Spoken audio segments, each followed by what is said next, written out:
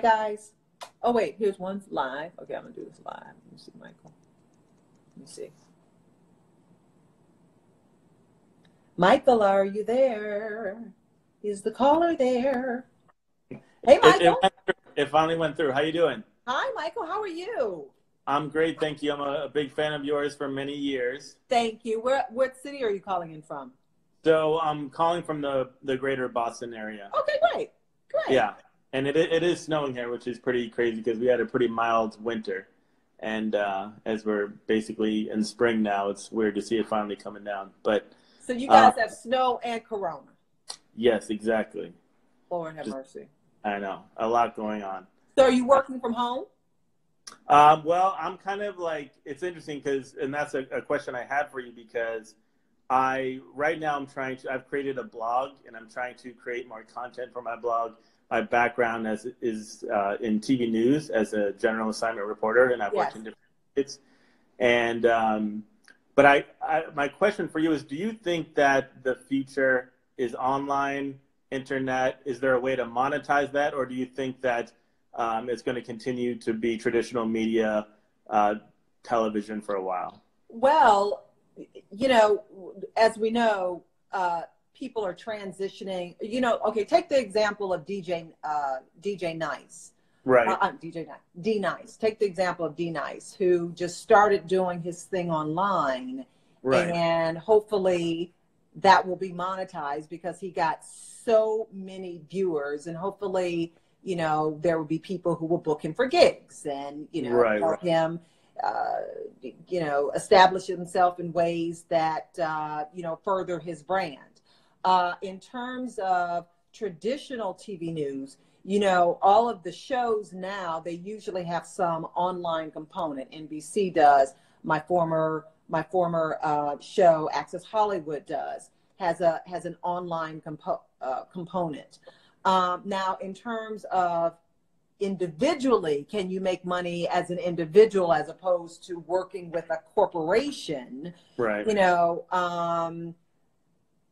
There certainly are. I remember I covered one award show for Access Hollywood, and we had correspondents that had started some blog, some site on YouTube. They started a program on YouTube, and they became so popular on YouTube that Access Hollywood hired them to cover an award show. Okay. So, I mean, you see, look, I mean, as we know already, you can monetize content on YouTube depending on the hits that you get. But for you, let me ask you, what exactly do you want to do? Because that's the better place to start about, what is your goal? Where do you see yourself? What would you like to do? Sure. So, I've worked, in different markets. I've worked in Montana, Texas, Iowa, Boston behind the scenes. And the frustration I always had with local TV news is everything gets boiled down to like a 10-second soundbite, or you have a minute 30 to do a package or something like that.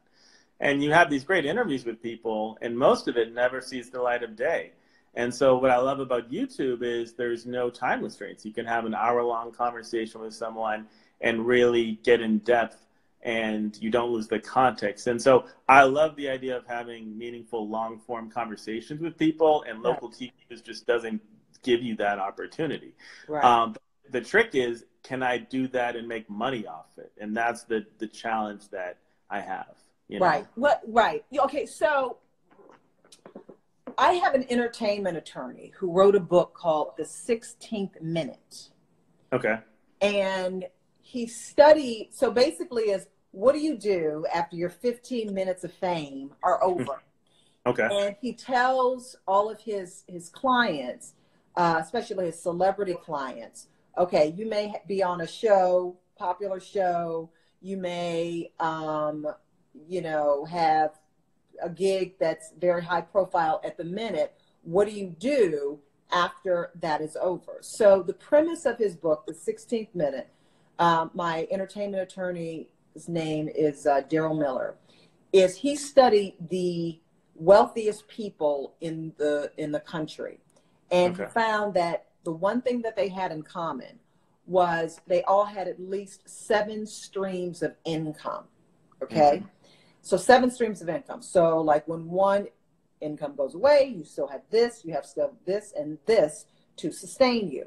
And one of the, and I don't know how old you are, but you probably grew up with the notion that, you know, you go to one job for the rest of your life and then, you know, and then hopefully you retire and they give you a cake and a pen and that's, you know, and that's it. But, you know, in today's market, you really have to diversify. And so having those 7 streams of income, whatever they might be, helps you to not only sustain yourself in times like this, but also it helps you to build a brand. So I remember I talked to an agent early in my career, my national career, and they were saying, look at your career sort of like a tree and the branches of a tree. So you brand yourself as, let's say, I'm just throwing something out there. You brand yourself as, let's say you're real estate, you sell real estate. So, okay, so that's your main income. And then maybe you can write a book on how to get into real estate. You can, you know, do a blog about how you make your house better for sale. You can do, you know, think of the branch. What are the branches of the tree that enable you to build your brand and make those other sources of income? So for you, you know, and I can't tell you exactly how to monetize things, but what I always say for people, if you feel like you love to, let's say if you love to interview people, are you still there? Uh-oh, I think you froze. Hello? Hello, I think he froze. Oh no. Are you still there? Hello? Uh-oh. I think I lost him. I see his face, but I think, are you still there? Do I still have you? Okay. You still there? Hopefully. Are you still there? Okay, great. So, like I was saying, I can't tell you exactly how to monetize it, but I will say that if you like to interview people, if you like to just start doing it, okay? Just start doing it. Sometimes like we get stuck and think, okay, am I going to be able to make money doing this? But sometimes it's a matter of finding out by start to do it. So do you have a YouTube page? Uh-oh, I can't hear you. Hello, I can't hear you. Uh-oh. I can't hear. I lost the sound. Can't hear you. Uh-oh. I don't know. Well, I wonder why I can't hear him. Uh-oh. Okay. I think he left. Can you guys hear me? Uh-oh. I hope you guys can still hear me. Hello. Hey there. Hey there. Okay. I think maybe I'll take somebody else. Okay. See? Okay. Uh-oh. Hello. Hello, hello, hello. I think I lost. Okay. So I tried. I don't know what happened. I lost him. But anyway. Okay. Hi, Michael. Yeah. So I think you got the gist of what I was saying. I don't know what happened either. I could not hear you. But basically, just like whatever, if you want to start that YouTube, if you want to start that blog, just try. Just like D Nice just said, hey, let me, okay, let's see. Hold up just a second. Okay, let me see if I can get him back. Okay. But I was really curious about the end of the answer. Okay, let's see if we can get him back. Okay. Okay, there we go. Okay, so just putting a period on this. Sure. So do you have a YouTube page as it is now? Yes. Okay, and what do you do on your YouTube? Do you? Well, right now I'm interviewing people. Like I started, because I was working as a general assignment reporter in Des Moines, Iowa. And so at the time I started it, I was covering a lot of the presidential campaigns and events and all the candidates that were coming. So I would go and I would interview voters and stuff.